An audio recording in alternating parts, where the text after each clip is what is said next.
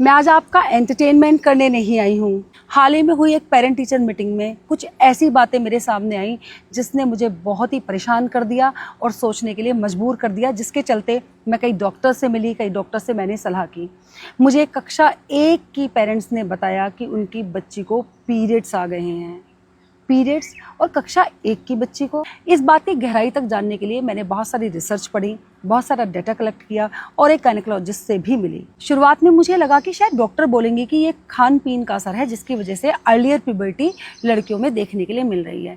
फिर उन्होंने अपना फ़ोन उठाया और फ़ोन उठाकर कुछ वीडियोस के लिए स्क्रॉल करने के लिए मुझे कहा, जिसमें मैंने देखा कि छोटी छोटी मासूम बच्चियाँ फुल मेकअप करके कैसे गानों पर डांस कर रही हैं। कच्ची कली साड़ा मासूम चेहरा, बेबी डॉल मसने दी। और यहाँ तक भी देखा कि उन लड़कियों के जो एक्सप्रेशन थे वो बिल्कुल वयस्क लड़कियाँ या महिलाएं जो होती हैं उनकी तरह थे। एक बार को तो मैं सन्न रह गई। फिर उसके बाद मैंने समझा और धीरे धीरे फिर वो जब चर्चा आगे चली तो चर्चा में मैंने पाया कि ये केवल खान पीन का असर नहीं है, ये अर्ली प्यूबर्टी जो है हम पेरेंट्स ने भी अपनी बेटियों को गिफ्ट में दी है। हम टाइम से पहले उनको मैच्योर कर रहे हैं। जैसी बच्ची पैदा होती है तो माँ कहती है जो अरमान मेरे पूरे नहीं हुए अब मैं अपनी बेटी के थ्रू उन्हें पूरे करूँगी। डिफरेंट हेयर स्टाइल बनाना, फिर धीरे धीरे करके सोशल मीडिया की तरफ एक्सपोजर उनका बच्चियों का किया गया। उनका फुल मेकअप करके वीडियोज़ बनाई गई जिस पे तालियाँ बजाई गई, फिर सोशल मीडिया पे भी डाली गई।